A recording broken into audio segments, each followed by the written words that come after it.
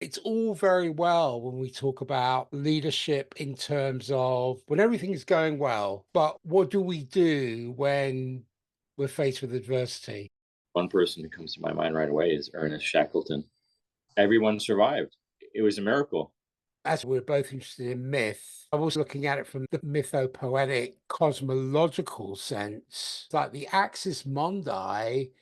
These were powerful symbols that represented the connection between the earthly and celestial realms and the seat of unconditional love and the gateway to higher consciousness and enlightenment. The axis mundi, you see it in many logos as well, but it's often depicted as a cosmic pillar or a tree or a mountain, which symbolizes the center of the universe where the heavens and the earth converged. And it was this sacred pathway that linked all levels of existence, from the underworld to the celestial homes of the deities. In ancient cultures, this axis was represented by sacred structures. So the pyramids, or I think it's pyramids, fire in the middle, or grand temples, these were all portals for communication with the divine. That's one part of it. There's many more aspects. There's looking at the anatomy of leadership. There's the ancient part of it. Another part is the Anahata chakra, the heart chakra, which is regarded as the seat of divine love and compassion and spiritual transformation. It was the radiant lotus-like vortex of energy that pulsated with the rhythm of unconditional love and empathy. And you see this in the ancient yoga and tantric traditions. What they were teaching was by awakening this chakra, you could transcend the limitations of the ego and attain a state of profound unity and connection with all things. I'm looking at the pineal gland and the third eye, and there's lots of symbology in ancient times that tells us that there was incredible knowledge. If we look at the third eye, which is symbolized by the upward facing eye or a luminous gem on the forehead, to me represents the gateway to higher consciousness, intuition, and spiritual insight. Because it was believed that by activating the third eye, one could pierce the veil of illusion, perceive the truths of existence, and gain access to profound wisdom and mystical revelations. I want to bring all that into the context of spiritual leadership in the 21st century. How can these ancient symbols be reinterpreted and embodied in modern ways? We need to have the overall ability to be self directed, not by the normal patriarchal, hierarchical traditions that we've been inculcated with. Right. That's a little bit of what I'm working on at the moment. If we don't lead ourselves, we're being led. Exactly. Exactly. Present day, it's more for their benefit, not so much the common everyday person. Yeah, it has more to do with commerce and control. As systems are crumbling, and they are crumbling, it may not look like it, it's a slow process.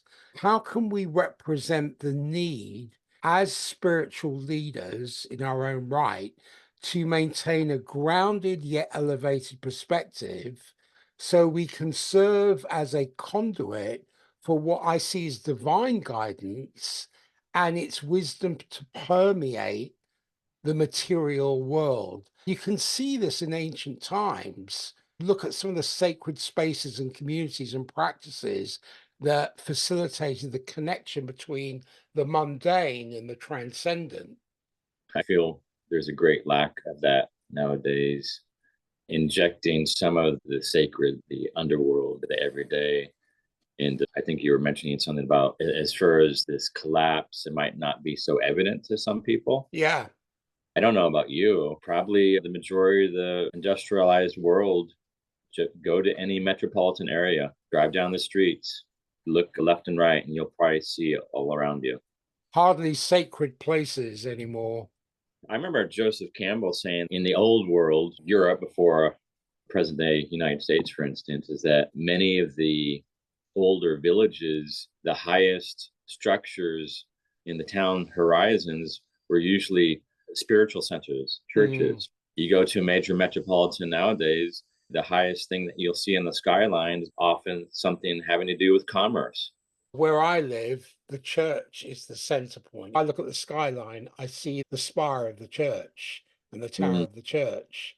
And even though many people don't go to church these days, but that was the center of this community. So everything was built around it. That became a spiritual center point. In terms of leadership, can we lead from the heart? Is the calling now?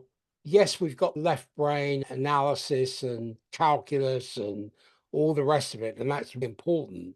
But can we lead from the heart and the right brain to embrace the interconnectedness of all life and to create environments that foster healing, understanding, and genuine connection? I see there's a necessity to develop our intuitive faculties so we can perceive or step into the halls of perception beyond the surface of all things, so we can access deeper insights and deeper revelations. I see it as a calling in my life to cultivate a heightened state of awareness, to embrace the mysteries of existence. And in my mentoring practice is to guide others towards a profound understanding of their true nature and purpose.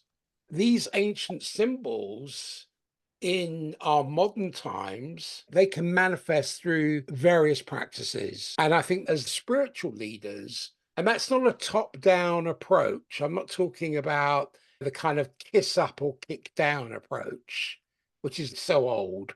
That's the old paradigm that people get inculcated into in the corporate structure.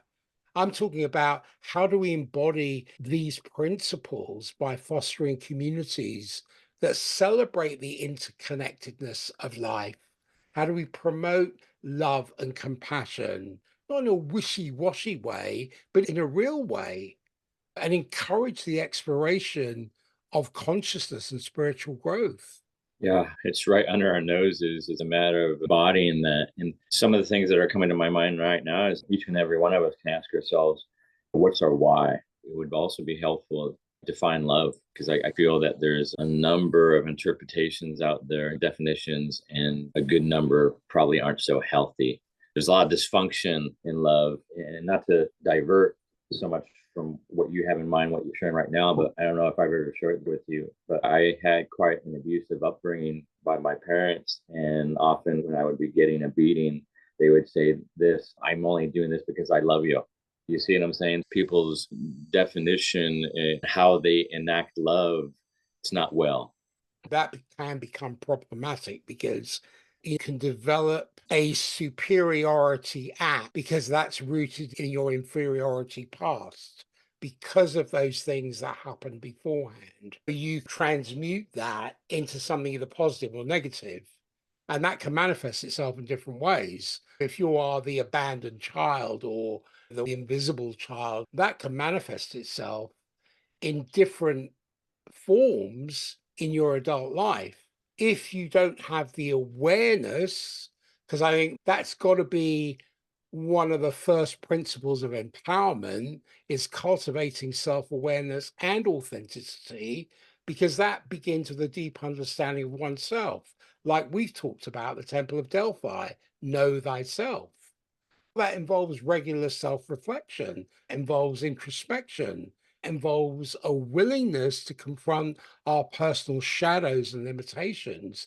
That involves embracing our authentic selves so we can lead with integrity and inspire others to do the same, Yeah. especially when the SHIT hits the fan. You don't want to be standing in front of it. You need the awareness to be able to predict those things, but also to operate out of an awakened awareness so that you have the resources through introspection, through all these different practices to meet those demands. So you're not perceiving it as a threat, you're seeing it more as a challenge to oneself, to one's behavior, to one's thought processes. and then what the outplay of that would be. It's a dance, and it's not always straightforward and clear, it might seem, and it's not exactly easy. But I would say it's worthwhile, and it's to the betterment of all, and not just within ourselves in this one lifetime, but throughout the generations ahead of us, I'd say. Well, Absolutely. That's why I think the work we're doing now is not just for me or for you. It's what can we birth into the collective for the next generation or for those yet to come.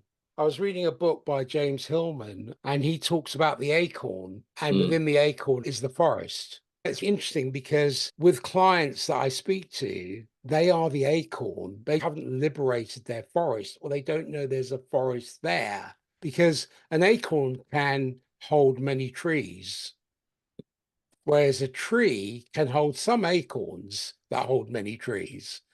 But the acorn wants to liberate itself. The acorn wants to be able to plant that forest and to become liberated in people who go, I'm going to quit my job. I'm going to sell my condo or my apartment, buy a Winnebago, and be a digital nomad. I no longer want to be a pharmacist. I want to be a creator. Is that a subpoena of some kind? What is the blueprint of the acorn? What is the mighty oak that wants to get liberated? Because it's a symbol of potential, not just for the growth of a single tree, but for the forest that could emerge from it within each person as a unique essence. What in ancient times is called your daemon, your genius that seeks expression and fulfillment. And that inner genius is not about the roles we play or the expectations we meet, but about the true nature that defines us.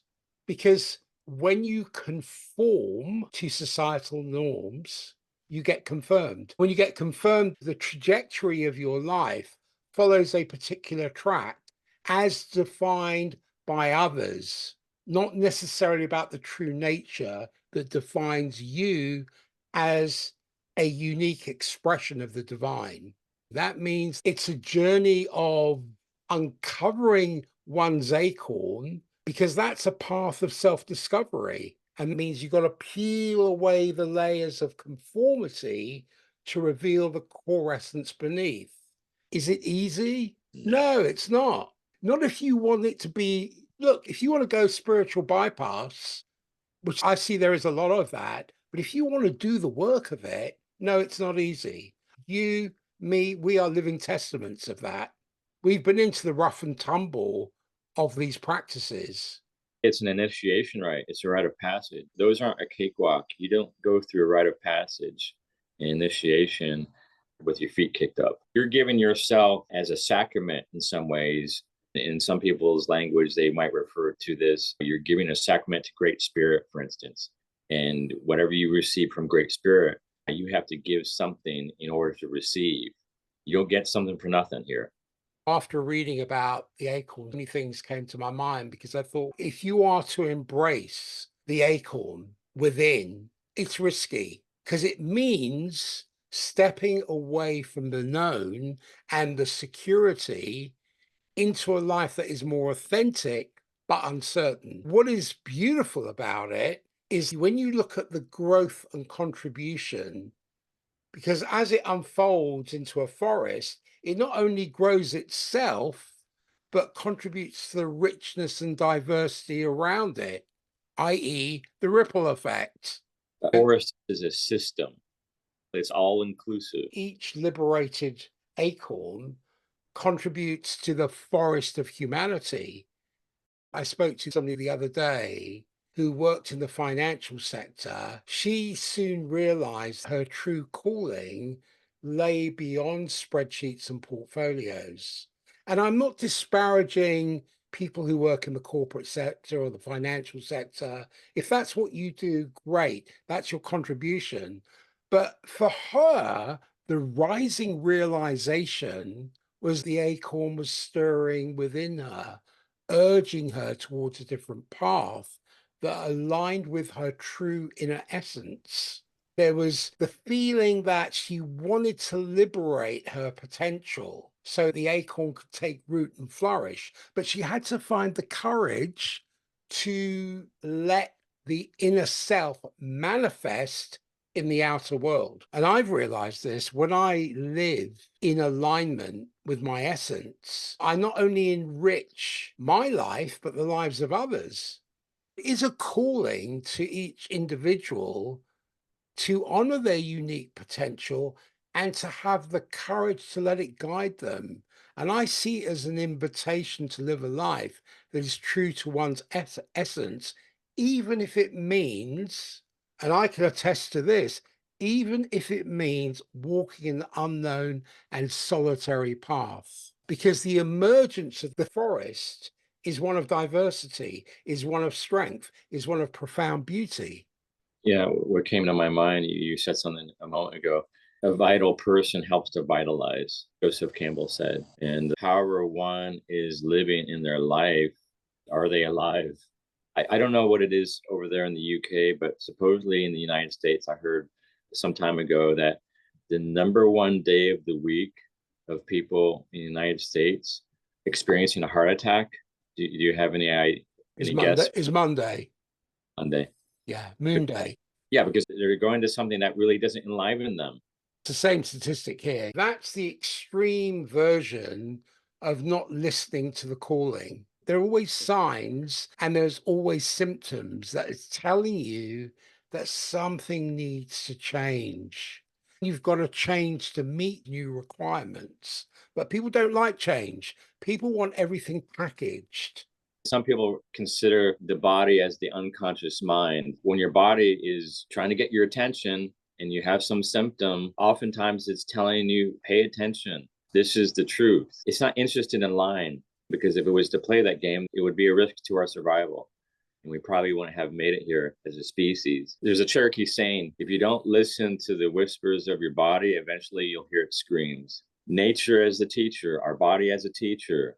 These symptoms are trying to get our attention because the body has our best interest in mind. We don't exist in isolation just from the neck on up. It's also neck on down, as well as the larger nature beyond our small finite nature. Joseph Campbell said something like, one of the main purposes of life is to match, I'm paraphrasing, to match your heartbeat with the heartbeat of the universe. Basically, to match your nature with nature. That means embracing service and contribution, because at the heart of any kind of spiritual leadership is a deep desire to serve others and contribute to the greater good. That means you have to start to understand and use your gifts and your talents and your resources in a way that uplifts and empowers others and communities. If we are to navigate the complexities of the 21st century, we need to nurture resilience and adaptability. As a leader, we have to cultivate these qualities by embracing change and listening to those symptoms and looking for those signs and practicing self-care and a high degree of self-care, but also maintaining a constructive and growth-oriented mindset. That means we have to have an ecology of practices that we can implement into our daily life, whether it's journaling or meditation or mindful movement, whatever resonates with you, and also to connect with others that align with our spiritual values and provide support and guidance. Like this, we can engage in meaningful conversations and contribute to causes that resonate with our purpose. It's not about adhering to a puritanical or rigid set of rules, but about embracing a way of being that fosters personal growth, compassion, and positive change, not only in ourselves, but in our communities, in the world around us. I agree. It's an ecosystem. That's what comes to my mind. Self-care, our own wellness. As we said moments ago, a vital person helps to vitalize. In the big picture, self-care and wellness is not just myself being, but the we beingness. Mm. Ultimately, because we don't exist in a vacuum. That old saying, the hurt of one is the hurt of all. I imagine the big picture, ideally, the well-being of one could be the well-being of all. It could take over like a critical mass, perhaps at some point. This comes down to self awareness and awareness of self and authenticity. I'm not talking about just a cognitive understanding of oneself, but a profound embodied awareness that transcends the limitations of the mind. Can I think beyond my experience? I know I can when I embody awareness, because that is a state of being fully present and attuned to the subtleties of our thoughts and our emotions and our physical sensations. You cultivate a heightened state of consciousness where the perception of oneself and the world around us comes with clarity and depth. That's one part of the equation. The other part is authenticity, and that is the courage to speak up, to express our true selves without fear or judgment. We have to have the willingness to shed the masks we wear, the persona and the roles that we play, to allow our genuine nature to shine through, which is usually quashed from a very young age. Because does a mother or father parent the child, or do they mentor the spirit? Sometimes the child parents the parent. Imagine if they mentored the spirit. Because of the work they've done on themselves and the understanding of that child's astrological fermentation, not sun sign, but understanding that child's nature, its essence, how might they not only parent that child, but mentor their spirit? If we had a great number of those children being raised as such in a generation, we probably wouldn't have what we presently have today. Mm, Being said about Generation Z, for instance, that's mm. supposed to have some of the highest mental health conditions compared to any other generation beforehand. It's concerning. This is why I'm flying the flag of spiritual leadership. This is my attempt to look at the anatomy and methodology of it, to go beyond so that we can start to explore what does it actually mean to embody, let's say, compassion and empathy, not as intellectual concepts, but lived experiences that ripple throughout our entire being. Embodiment, for me, refers to the integration of qualities into our physicality, into this energetic presence, this way of being in the world. It's a visceral resonance that also recognizes the suffering of others. It's a felt sense of someone's pain and their joy, and a deep longing to alleviate distress. Absolutely. If we have a true embodiment of compassion and empathy, you feel it. You have a physiological response. It's not just an academic perusal. You have a physiological response. You have a softening of the heart. You have a warmth in the chest. You have a sense of interconnectedness that extends beyond the boundaries of the self, because it's your ability to attune yourself to the emotional and energetic states of others, to resonate with their experiences, and to respond with a genuine care and understanding. What comes to my mind is that with this way of being, I imagine a person is not going to see others outside of themselves and not just humans. I'd imagine life at large. They're going to see it through the lens of divinity and thou. And if we Mm. had the whole world being in that way, we wouldn't be having many of the troubles that we have today. You'd have that visceral sense and relationship with self, other, and beyond. As far as these silly games that we play with ourselves and others, then things start to disintegrate. We wouldn't be killing each other, would we? God isn't interested in killing God. It's nonsensical. It's insane. Unfortunately, many of us don't see it that way, and we're not being in that way. We're looking at the other as an other rather than a piece of ourselves. And the other isn't it, the in group, the out group, and rather than a thou and a fellow passenger to the hereafter. And it's tragic because what's the old saying? I forget what book out of the Bible, but it goes something like this: the kingdom of heaven is across the land, but men do not see it. It's right here and now. if we can see beyond the veil, if we can see beyond ourselves. That brings to the table that our existence, our temporary appearance on this planet is intimately intertwined with all beings. And all of our actions have ripple effects that extend far beyond our immediate surroundings. So, how do we foster unity to create spaces and practices that celebrate the interconnectedness or the intentional cultivation of an environment where diverse perspectives are honored, where open and respectful dialogue is encouraged, and where we collaboratively and collectively work towards the greater good of all? What would that look like? We would be having an embodied experience of the kingdom of heaven being here and now Mm. in eternity. That's what comes to my mind. We'd have a little bit more heaven than hell. I said to somebody the other day, if you're looking at it from a hell perspective, it's what can I get? Whereas the heaven perspective is what can I do? What can I contribute? Who was it? Plato. He wasn't one for gossip. And if anyone came to him and started to gossip, I guess he would ask three questions. And the question would be, is it good? Is it beautiful? Is it truth? As far as what you're going to share, and perhaps good beauty and truth in another context along these lines, as far as our thoughts, our words, our actions, our behavior.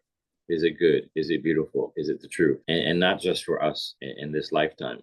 I think we talked about this in the past. The Iroquois, they're one people who come to my mind, and they would consider at least 7 generations in the future. This is bigger than ourselves, whether we see it or not. As Carl Jung said, he had above his doorway and on his tombstone the Latin inscription that translates to this: whether seen or unseen, God is present. Or what we're speaking of here and now, the divine, the sacred, the wholeness, the oneness. You reminded me is an important thing he said about individuation, where he said, I am not what happened to me, I'm what I choose to become. He saw transformational growth as a process of consciously choosing one's path of development and self actualization. Alchemy. Alchemy, exactly. Together as a species, there's a part of our own journey, but ultimately, I've heard this several times, is that you can only achieve so much by yourself. But when you're in relationship with, say, a life partner, then that's the other layer. Often you're going to help the other, whatever you're presenting, and it's going to come up within the other person is going to help them to heal an aspect of themselves and vice versa. Wholeness is a whole team effort as far as big picture and getting to the depths and then returning from the depths, because we're social beings. That's how we're wired, and that's how we made the journey over the past 8,000, 10,000 or so generations. It was through community and cooperation, and we didn't do that just within our own species. We did that with much of life on this planet. I guess it'd be helpful to be reminded of this and then have an embodied experience. Basically, we're returning back to our origins. We've been somewhat removed, if not a lot removed and insulated, and there's been a great forgetting. And maybe some of us, or a lot of us, find ourselves more as human doings rather than human beings. And I don't know if this is so much the same in the UK, Europe, but unfortunately it is one in here in the United States, is that for some of us, unfortunately, life has been reduced as far as its meaning, its purpose, to merely that of death and taxes. If that's the case for some people, I don't know about you, but for me, that's a living hell. That's a living hell. It sets the stage for unmarshaled turbulence, because if no one who are in positions of power are willing to tackle some of the issues, I don't want to get into the whole political arena here, but if they don't tackle some of these issues that are felt at ground level, because I still see there is that old hierarchical structure that abounds in our societies, either kiss up or you get kicked down, then there will be violence on the streets. Then there will be people who can't take it anymore. And we're already seeing that with suicides and drug use and all the rest of it. There has to be transactional leadership. It's necessary, but it's limited as a form of governance. Sure, got to be rooted in the material world, got to be focused on maintaining order and stability. However, leadership must transcend the purely transactional and strive for a much higher ideal of one that cultivates virtue, wisdom, and the pursuit of truth. These need to be elementary subjects. The system here in the United States, I would say K through 12, that needs to be part of the curriculum. And maybe this goes hand in hand with what you're thinking and sharing with me, is that to the point that we have a Department of Defense in the United States, we need a Department of Peace. And maybe a part of that department, or a separate department to itself, but perhaps a department of inner peace. Because if we don't have balance, like you've been saying, the temporal with the eternal, with the divine, the underworld, etc., is that we don't have balance then, do we? Can we have a situation where leaders can help to facilitate the transformation of consciousness, elevating all of us, and not a top down structure, but we're all leaders, to a higher plane of understanding, and where we can inspire each other to seek ultimate truth and goodness? Looking at transcendent leadership, it aligns with Plato's conception of the form of the good, the highest and most perfect form of existence, which serves as the ultimate source of truth and beauty and virtue. Can we embody this form of the good and act as conduits? Can we as leaders act as conduits for divine wisdom and guide humanity towards a state of enlightenment and harmony with the cosmic order? I feel to the point that we can imagine it, it can be reality, it can be truth. The question is how many of us see it, are aware of that, and have a why that's in line with that. And this is my feeling when it comes to this, is that don't wait on the government for that to happen. This is going to be grassroots from the ground on up. And maybe eventually, if they wise up, they'll catch on and adapt to the need and the well-being, the sustainability of this. Unfortunately, in my view, we don't have qualified leaders within this context. The last qualified leader, as far as back in history, might have been Marcus Aurelius. He was the last Caesar of his time of that nature. Unfortunately, his son was pretty much the polar opposite of himself, Commodus. Was it Plato who said something along the lines that people who seek power are the ones that shouldn't really be in power?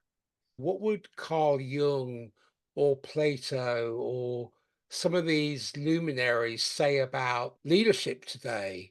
If I was to give a psychological interpretation, if we look at the transactional level of leadership, which is really a manifestation of the ego driven psyche, it's focused on material gain, fulfillment of personal desires, me, what can I get, rather than what can I do, what can I contribute.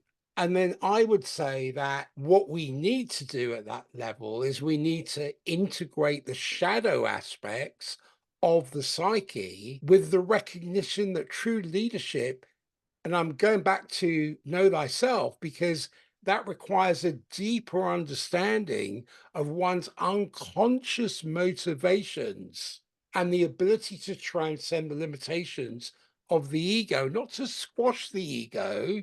Like in some spiritual practices, you just go get rid of the ego. No, the ego has its merits. There's that aspect of it at the transactional level. At the transformational level, it's what Jung talks about, individuation, where there's the integration of the conscious and the unconscious aspects of the psyche so that we can achieve a semblance of wholeness and self actualization. The inspiration, the spark plug, the engine of inspiration is to inspire others to embark on their journey of self discovery and personal growth, unveiling, unlocking, liberating the potential for collective transformation.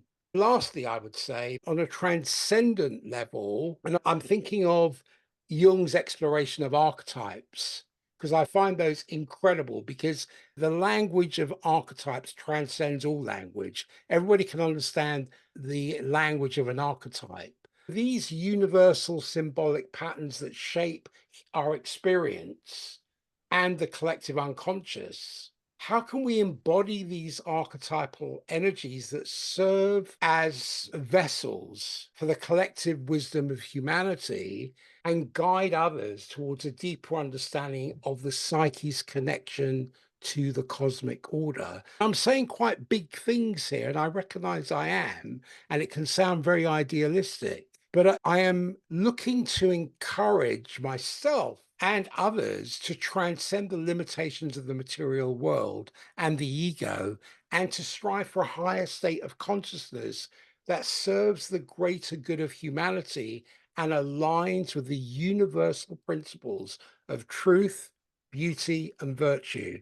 Absolutely. Because if not, what's the alternative? And I imagine if we have children, if we have other family members, nieces, nephews, grandchildren, etc., hopefully they'll be here much longer after our departure. And we want the best for them. And what we have today, unfortunately, and if it continues on its current trajectory, it's not going to be good. It's not good already. Not to say that it's all bad, but we're not well, I would say. And I don't feel we're headed in a great direction. What can we do? Or how can we be?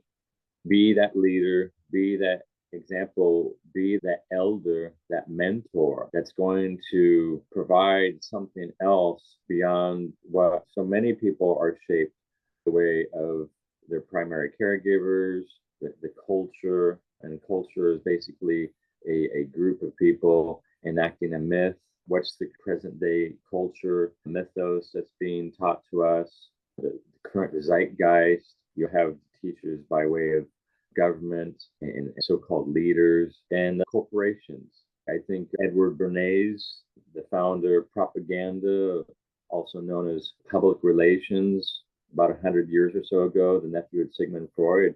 I feel that he and the governments and the corporations he worked with at the time, and probably still present day, there was a shift at looking at people and citizens in that language and that lens, and looking at people as consumers. So having some awareness, what's been the trajectory so far? What's the current one? Where's the likely destination of being that mentor, that leader, that elder, that silent monk? And the embodiment of these archetypes, and the archetypes that are coming to my mind when it comes to this as far as leadership goes, and having a healthy integration of the trauma, the shadow, and the ego, and having the individuation of the authentic self, healthy balance of the masculine and the feminine, the amina and animus, and their highest potentialities, Sophia, and we have Hermes, and the archetypes could be, from a male perspective, the warrior, the king, the magician,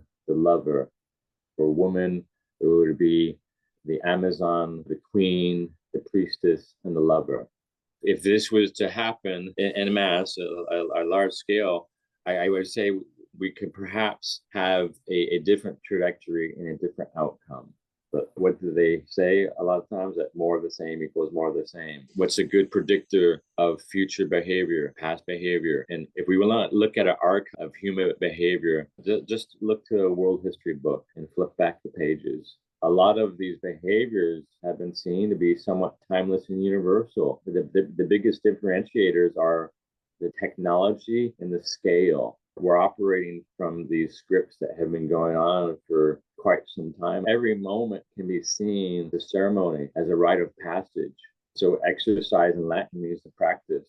And if we want things and we want a number of these matters to improve beyond ourselves and across time, and perhaps we might consider exercising, practicing many things, everything as a ritual, everything as a ceremony, everything as a practice. So the litmus test: is this good? Is this beautiful? Is this truth? Can this echo throughout time and like beyond time? Was it Kairos? Kairos.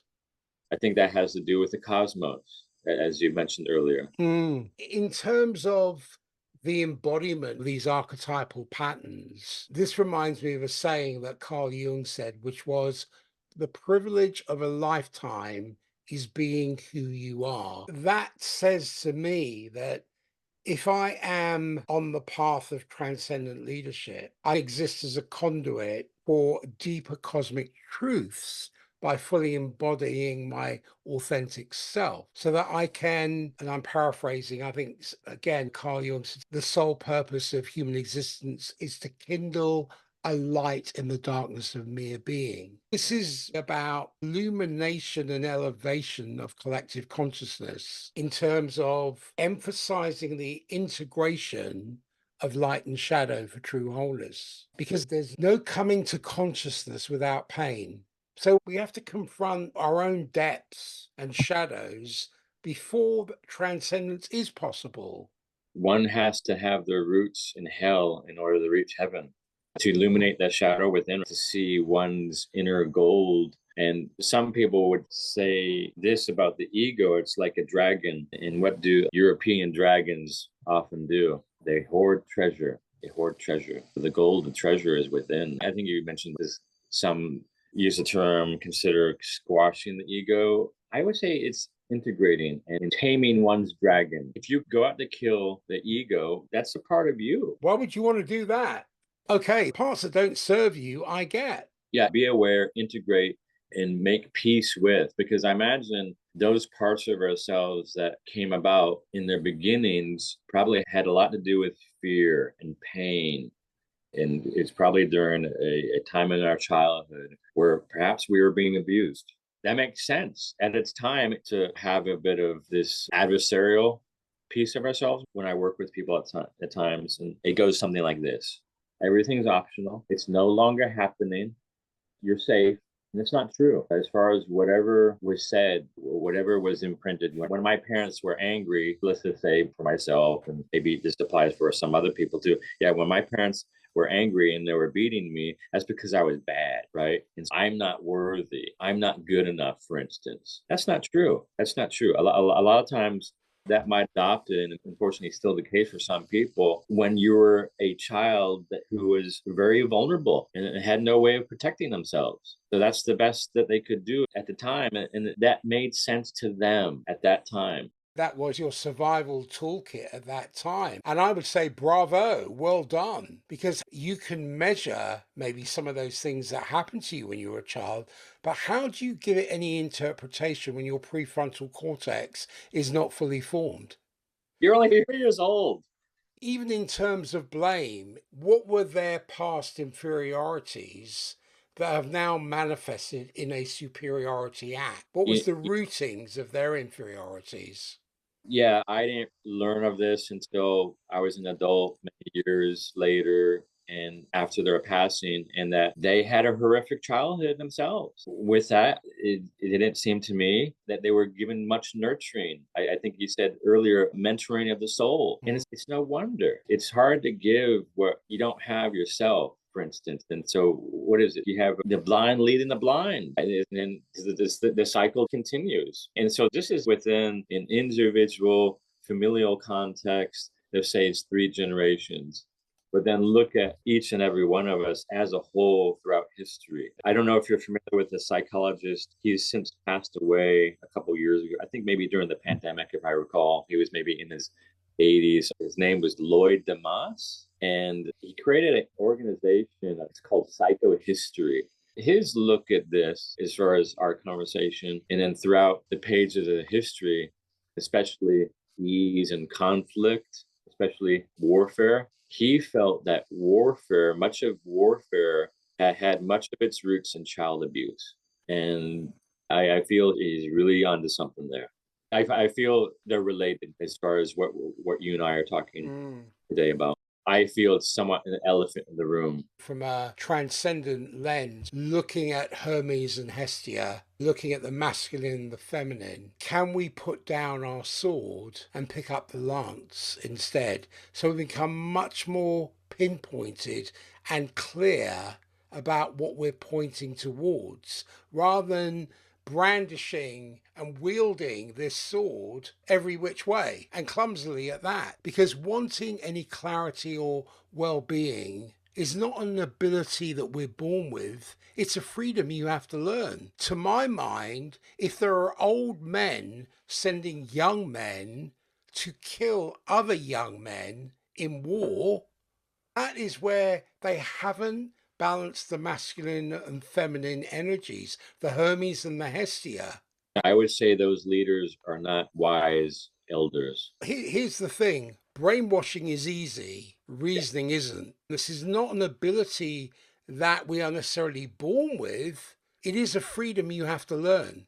Something I'm looking at is this whole aspect of community and immunity, or protection, if you like. And maybe this is more on a philosophical level, but it stems from the strong support and connective thread that exists amongst community members. We can see this all over the internet. There are so many communities forming up. Why is that happening? That gives people a sense of belonging, because that people then feel accepted, they feel valued for who they are. It fosters a sense of security and comfort, which can act as a buffer against emotional distress or existential concerns. You've got emotional support. That offers a support network that provides emotional assistance during challenging times. And I see that when I go to my ancestral homeland in Greece. Individuals within the family, and I'm talking grandparents and cousins and all the rest of it, when they face difficulties or hardships, knowing that they can turn to their community for support creates a sense of safety and protection. And that emotional support helps them navigate life's ups and downs much more effectively. There's shared values and beliefs. Because if you look at communities or common unities, they are typically formed around shared values and beliefs or interests. So people come together based on common goals and principles. It creates a cohesive bond amongst members. There's a shared sense of purpose and understanding, which fosters a collective identity, which reinforces the feeling of unity and protection within that community. And I see that every time I go to where my father's from in Greece. I see that collaboration and cooperation. And it's messy sometimes. I'm not looking at this through rose-tinted spectacles, where everybody is camped round a fire and singing Kumbaya. No, it's not like that.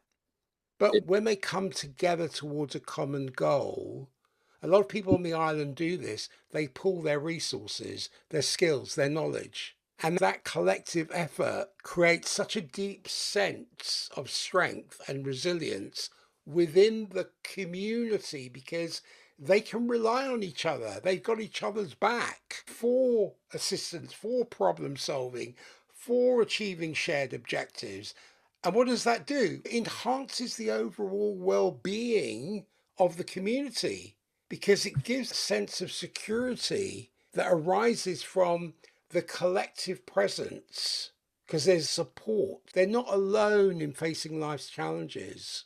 It's basically a model that has been around for ages. I know definitely in the United States and maybe much of the West as well, but I don't know if you've heard this. Supposedly nowadays it's a problem because it's been recognized so much for so long, and they're calling it the loneliness epidemic. There's something to Carl Sagan that's coming to my mind right now from his book Contact, his last book. He wrote this in the 90s before his passing. He says, "You're an interesting species, an interesting mix, capable of such beautiful dreams, such horrible nightmares. You feel so lost, so cut off, so alone. Only you're not. In all our searching, the only thing we've found that makes the emptiness bearable is each other." We're back to interconnectedness. We're into awareness again.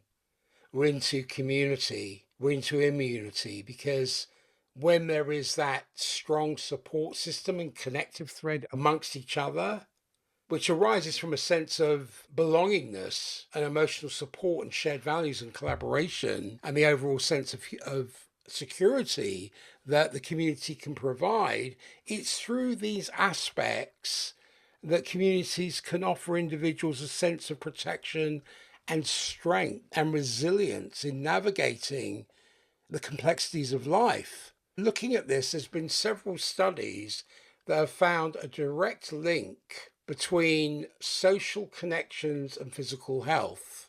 including the functioning of the immune system. I want to say Harvard, maybe it was another university, but maybe it was Harvard, did like 30-year research into this. And they said, yeah, social networks, the cohesion was the key factor to one's longevity and vitality. Going back to what you've been saying here, yeah. Research has shown that chronic loneliness and social isolation can lead to increased levels of inflammation and a weakened immune response. Individuals who lack strong social ties and support networks have been found to have higher rates of chronic diseases such as CV, cardiovascular disease, cancer, which are all linked to compromised immune function. When we look at community engagement and social integration, there are further studies that show the presence of integrated and engaged communities. Those people tend to have lower levels of inflammatory markers and stronger immune responses. So there are positive effects of community involvement on immune function, and I would proffer that there are many levels of immunity. We're not just talking about immunity physiologically. That's what researchers tend to measure. But what about immunity from one's habits? Immunity from one's compulsions? Another principle is accountability. When you're in community, when you're actively engaged and you operate around shared values and beliefs, then accountability comes into play. Exactly. Exactly. So yeah, we're multitudes. So it's not just a matter of biology. And there's so many variables we could look at all as far as data. When we interact with another human, there's a huge aspect of the co-regulation of nervous systems. And so the autonomic nervous system Yeah. communication is nonverbal. There's so much of the unconscious consciousness that's going on. Each of us has our own biology, our own intrabiology, but with groups, with others, there's intrabiology. I would say that intrabiology isn't just limited to within the same species. There's intrabiology throughout your environment, the biology of the biosphere. This is like multi-directional. If we look beyond the physiological markers, I would suggest that a strong community can also provide a form of psychological and emotional immunity against the negative impacts of stress and anxiety and mental health challenges. What can take place is greater resilience in the face of adversity, trauma, and life stressors, because there's that sense of belonging, which is the first power of inclusion. The first power of inclusion is a sense of belonging. This is reminding me of having a mythic lens, the inclusion in wholeness and unity. And what came to my mind some time ago is you look at it through the lens of the periodic table, and we can see those elements to some degree or another within everything upon the biosphere. That being said, perhaps we could look at like this is that we were all in the womb of a star together at one point in time. We and all life in the biosphere and the planet was all in the same womb of a star that died and exploded at some point, gave birth to the elements that made the earth, the biosphere, life. The one within the many and the many with one. It's once again, it's that awareness and having that reverence and that restoration and remembering of that fact. It's not maybe so much commonplace today, and many of us forget and ignore that. To have a mythic land is perhaps, I see it serves as a harmonizing force, guiding individuals toward equanimity amidst life's uncertainties, joys, sorrows, and tragedies. It can foster acceptance and deep connection with nature, helping us to navigate the complex tapestry of the human experience. I feel that's maybe one brief way in saying whether it's seen or unseen. It's a matter of having the awareness and an embodiment of that.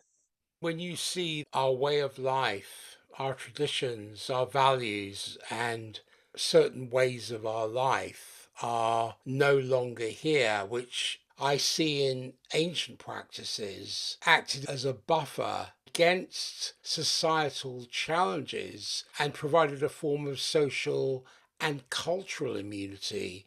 I see that very much in Greece, in some of the smaller islands. In places like Ikaria in Greece and Okinawa in Japan, where strong community ties and traditions have been maintained, the research shows there's higher levels of longevity and overall well-being. Those communities have deeply rooted cultural practices. The island I go to, regular social gatherings, intergenerational connections, a Okay. strong sense of purpose and belonging.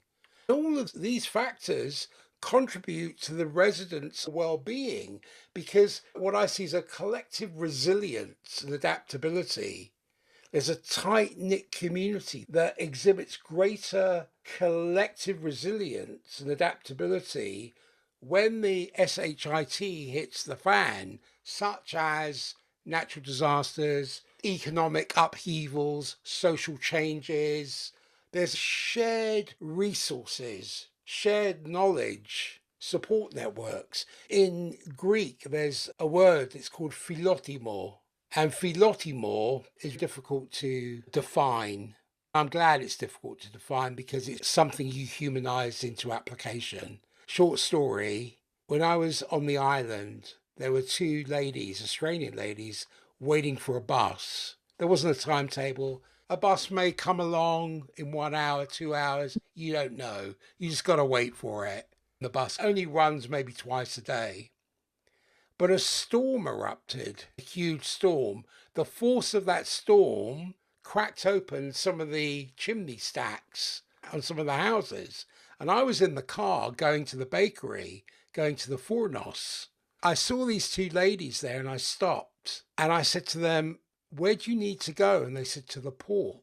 And I said, "Okay, I'll take you." It wasn't on my way. I was going home. I was going to the apartment in the opposite direction. But I took them to the port, made sure they got on the boat safely so they could get to Athens, get to the airport, catch their plane home. That was Philotimo. Do I want anything for it, even though they offered me money? No, because it's the human thing to do. It's the right thing to do. Will they pay it forward? I don't know. And that's not really why I'm doing it. I'm doing it because I'm saying to them from my heart, I give this to you. I will help you. Not because I have a hidden agenda. And that's Philotimo. That to me is part of transcendent spiritual leadership. I guess you're maybe seeing yourself in the other, perhaps. You have compassion and you're aware and you're recognizing that they had a need. You didn't want them to suffer in the storms. I lived in Okinawa for a bit. I don't know if you're familiar with the term. It's supposedly one of the key aspects to their longevity. The word and the idea that they have as a keystone piece is called ikigai. I guess the translation and meaning has more or less to do with reason for being. A lot of it is also rooted with the ancestors. I think the dates change every year. It's based off the season of each year, if I remember correctly. And not just Okinawa, but Japan as a whole culture as well. They celebrate what's called Obon, the Obon Festival. I think it's a OBON. Obon Festival, their Day of the Dead. Some people might be more familiar with that. It's a day where they have an altar and they have food and they give to their ancestors. And at the close of the day, they have this candlelit lantern that they set on the water out in the ocean. So, yeah, they respect to the ancestors. That's the strong connective thread I'm talking about in community. Even with Philotimo, I don't see it as an altruistic act. It's more about a profound expression of the fact that I recognize the interconnectedness and recognition that my personal growth is inextricably linked to the well-being of the whole. By embodying service and contribution, that involves a deep listening to the needs of others and a willingness to offer our gifts and our resources in a way that uplifts and empowers. There is a certain sense of humility that accompanies that because it's about acknowledging my own limitations, but a commitment to collaborating with others for the good. It's selfless expression. In what you're describing of Obone, there is ceremony that allows those shared values, beliefs, togetherness, and the power of inclusion so that people can have the support. They recognize the shared values, they can nurture resilience, they can embody the principles of the community and the practices in their daily lives. They can cultivate a deeper sense of spiritual leadership that transcends dogma and rigid rules because it becomes a lived experience. It becomes a way of being that radiates authenticity and compassion and a commitment to one's own personal and collective growth. And that's how I see it in terms of when I offer those two a ride. Some might say, gosh, that's a bit deep. Yeah, it is. But it's a way of being. It's saying, my offer to you is not for some kind of rule set that I conform to, do the right thing. No, there is that. But there's also what comes from my heart. And like you say, there's also the recognition of seeing myself in that situation because I see myself as part of the whole. You have a clear and significant why behind the what and the how that you do. Like it's a part of your first principles as far as how you navigate life, how you have relationships with self, other, and beyond. It's a code of conduct. You've brought this up a number of times. It's like, how can an individual get to this place? How could leadership, and each and every one of us is a leader in our own degree, for instance, right? How do we get there?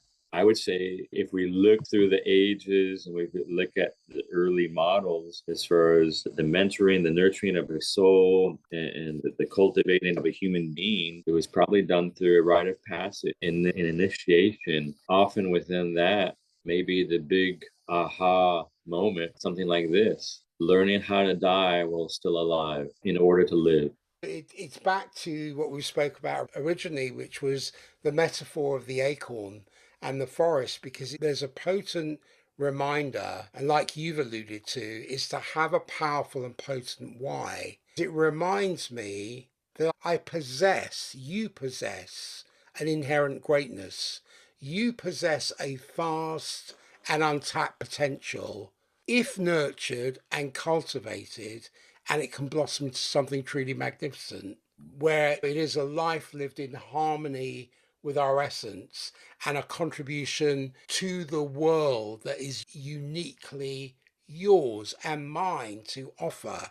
We're living in a way that's beyond the transactional, temporal, material world. It's really getting to what truly matters. Because as far as the material world, there's a lot of stuff. And maybe along with that, there's also a lot of junk. And I don't know if this is so much happening over there, but in the US, whenever you go to an urban area, you drive the freeway, the highway, oftentimes you'll see off to the side these huge storage complexes. We got so much stuff that we don't even have room for it. Even if we live in a 1 to 3,000 square foot residence in 2-car garage and the backyard and storage, we just have stuff coming out our eyeballs. Welcome to the mass hypnosis of consumerism.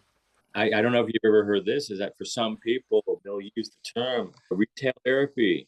Yeah. When they're having a tough spot in their life. And I imagine there's a time and place to treat oneself. But if that's the only thing that we're considering when it comes to regulating our nervous system and managing thoughts and emotions, like building a house out of paper mache.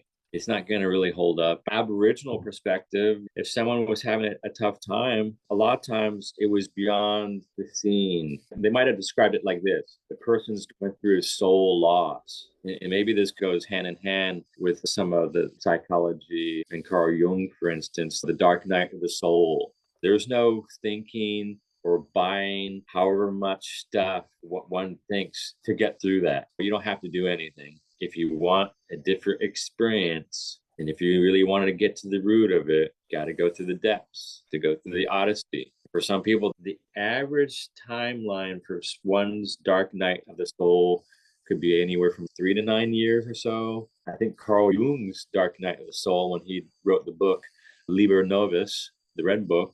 Yeah. I think his Dark Night of the Soul might have been 12 years. If we look at the classic literature and the Odyssey, Odysseus's Dark Night of the Soul was 20 years. It can take up a good season, a good chunk of one's lifetime. So if the average lifespan present day is around 80 years, give or take, 20 years is equivalent to one season of one's life.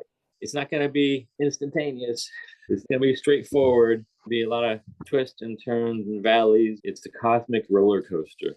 It certainly is. And I go back to transcendent spiritual leadership because during times of adversity is a true test of one's faith, resilience, and commitment to higher principles. It's a calling, it's a subpoena to rise above the challenges and lead with a clarity of purpose that transcends the immediate turmoil, to bring coherence out of chaos. You need to cultivate unwavering faith in your beliefs, in your values, know what they are and the ultimate purpose those things serve. Because if you want to fly, you need an anchor, and faith acts as an anchor. What does an anchor do?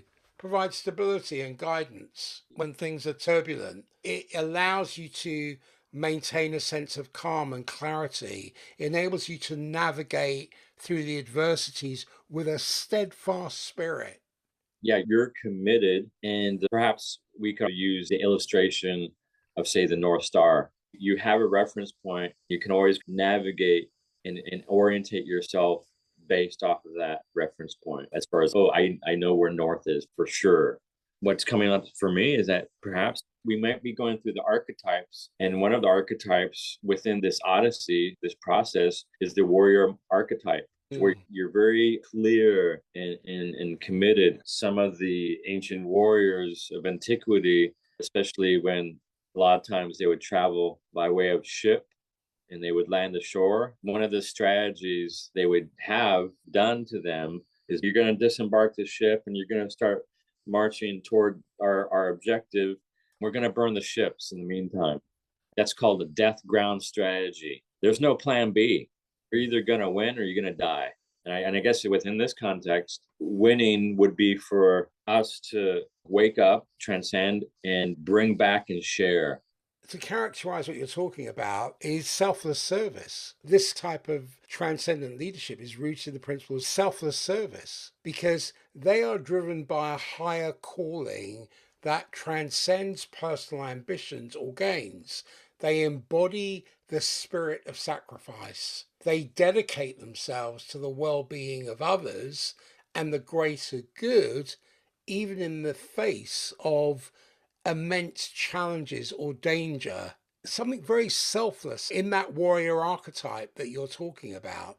Yeah, that would be the light aspect rather than the shadow aspect of the Yeah. warrior. And we can see this in some pages of history. We can see this in some reports of the news. Like when a tragedy happens, you have some people who are running towards the flames. You have some people who are running towards the gunfire. That's an example of an archetype. It's a different context. So those would be like some turmoil going on, some natural or man-made event. Each and every one of us probably has something to some degree within ourselves and within the body of humanity, because each and every one of us, I would say, similar to a singular cell within the body of the whole. Adversity usually presents complex situations with not very clear solutions. Yeah, because you're smack dab in chaos at times. Exactly. Through a transcendent lens, even in chaos. I don't know if you've ever watched Chicago Fire, but when there's a fire and all the firemen are running towards the fire, everybody's running away from it, the chief stands there, and I see him as a transcendent leader. Why do I say that? It's because he possesses a deep well of wisdom and discernment. He puts discernment to work, enabling all of them to navigate through the intricacies of the challenge, because he has the ability to see beyond the immediate circumstances and get a better purchase on the larger context. Offers the insights and guidance that resonates with the principles that he would uphold as a leader. Usually that person has had a lot of firefighting experience. There's a lot of patterns and predictability within fire science, but I imagine there's a lot of patterns be able to trace back throughout pages of history and our present behavior and some of the outcomes too. We're pattern beings. It's recognizing those patterns. And like in the analogy of the chief, you can see the people under his care are in a very adverse situation, as he is, but they're actually in the house trying to get people out or whatever it may be. That can be emotionally and physically draining because it tests the limits of your endurance, which I know they train for. But as a transcendent leader, you have to exhibit remarkable resilience and perseverance that draws strength not only from your training, but from your belief and the support of your team. So they can have the spiritual fortitude, if you will, to endure those hardships and continue their path and inspire others to do the same. Because if not, it would all fall apart. At times, the cracks do appear. But what I've noticed, even in the darkest of times, when you look at these leaders, they possess a transformative vision. They have the ability to see beyond the struggles and to envision a future where adversity is overcome and growth and renewal are possible. You can see it in historical markers where a leader's vision has been a guiding light and it's had a complete permeation, inspiring hope and motivating others to work towards a better tomorrow. Within, what I also see is a humility and authenticity because there's a grounding in their beliefs and their values and their principles, yet they remain open to learning and aligning to learning and to growth. So there's an acknowledgement of limitations on one hand, and they're willing to seek guidance and support from others on the other, which fosters a sense of common unity or community and shared purpose. That's a testament to the power of faith, compassion, and an unwavering commitment to higher ideals. When we look at how does the human spirit flare, the manifestation of that is to rise above challenges and inspire others to do the same. Because if we truly embody and embrace these qualities and enact and extend them, then transcendent spiritual leaders become beacons of hope. They guide their communities, like the chief does, through the darkest of times into a brighter future. Not to say they don't have their fears and their doubts and their vulnerabilities and their aspirations and their hopes, because we're not infallible. No. And when you're faced with adversity and chaos, you're just hoping for the best. And you can only see as far as in front of you at times. There's something profound about all of this that I find. I don't know whoever's listening to this, I don't know if they find the same thing, but I think there's a mythopoetic cosmological sense to this that is multifaceted, that draws upon the fundamental principles of what is this universe and the interconnectedness of all things. If we can start to take the blinkers off and not have blind paradigms, but have a leadership paradigm that transcends the boundaries of conventional thought and taps into the deeper layers of existence where the mythic and the cosmic converge. I feel it's essential for the betterment and the resilience, the sustainability of all. Because if it's not that, we're probably going to have something more to do with left brain integration. I might have said this with you at some point, is that when we look at education and we look at technology, especially considering STEM, science, technology, engineering, and math. I've also heard that STEM can also include the arts, so STEM or STEAM. But if we just keep it to say the science, the technology, the engineering, and math, and not much more than that, we need the balance, right brain, the world, eternal, the divine. Those are the core of our humanity. In some ways, or maybe a lot of ways, humanity needs the humanities in order to save humanity from itself. In everything we've talked about, when we explore, and this is really an exploration in these conversations we're having, I think if we can not only explore but embody these principles as transcendent spiritual leaders, we have the potential to catalyze profound shifts in individual and collective consciousness, thereby with the aspiration to usher in a new era of harmony, balance, and cosmic resonance. There's a distinction between the exploration of this material and the exploitation of it. Oh yeah, yeah. We're attempting, because this is an attempt to explore some of these things and how they manifest themselves in this 21st century. Yeah, and for me, what I've experienced in my sense of it that I feel would be helpful for others to start explore this is to, as best as they can, slow down and focus on the essentials. Try to simplify your life. Try not to be so spread thin and busy all the time. I feel what's at the core of some of these symptoms of our uneasiness, of our unwellness, of our non-beingness is to be categorized and described into these few things. What's coming up for me is I feel that there's a great deal of disembodiment and disharmony with rhythms with self, rhythms with others, and rhythms within nature. So if we can get more in tune with self, other, and nature, not so much chronos time, and move within the rhythm of the day, the seasons, the cosmos, sit back and observe, feel, and listen the schedule of the rhythm of our day. It could be something as simple in one sense. For some people, it might be simple, but in another sense, for some other people, it might be difficult. But take more time in preparing, in chewing, in being with your food, and ideally in company,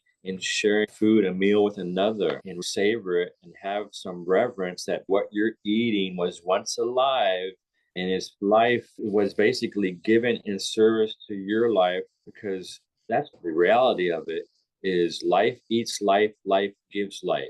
So what you ate for breakfast, for instance, is contributing to the manufacturing of your 2 million red blood cells at any given moment, 30 trillion cells of your body, for instance. And there's no escaping that reality. A few of those things might help us to return back to center, be here now. Because I feel a lot of anxiety has something to do with us projecting a possible future outcome.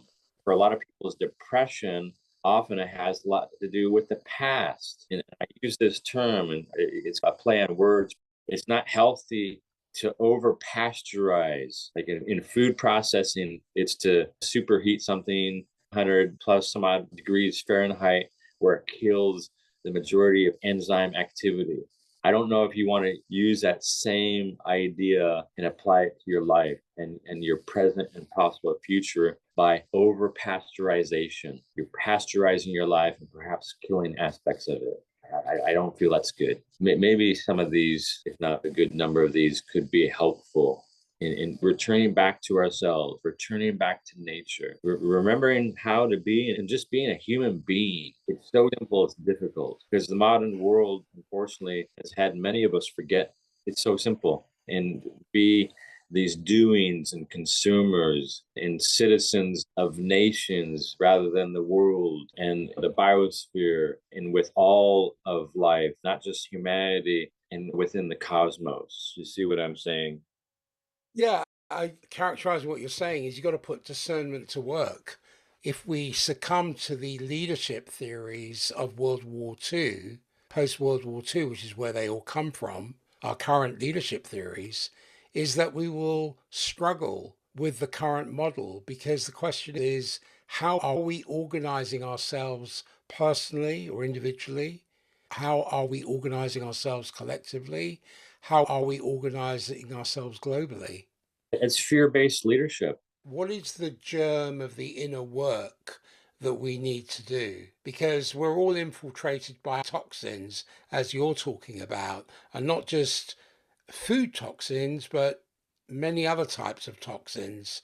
So, What is infiltrated by these toxins? As an example, when you were talking about your childhood, you're not infiltrated by the toxicity of your childhood, but many people are intoxicated by the interpretation of their childhood because that's the story they're telling themselves.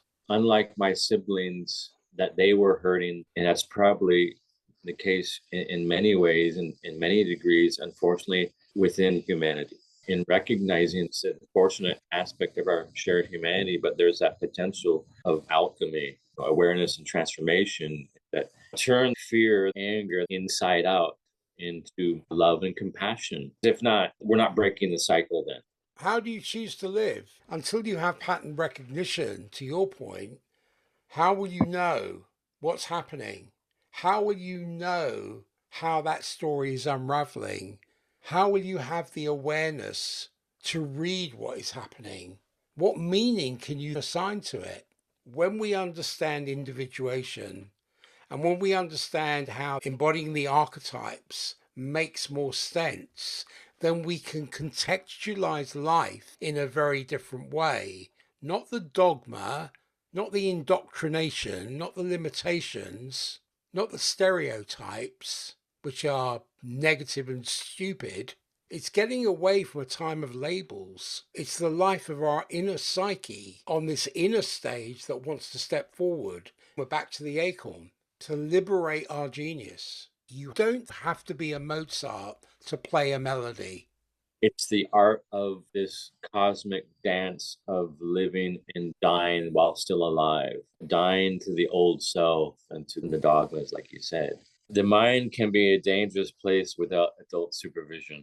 Everything is energy, and it's neither good or bad until it's directed.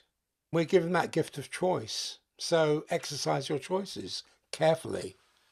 This has Yeah. been great, Corey. I really enjoyed the dialogue and look forward to more.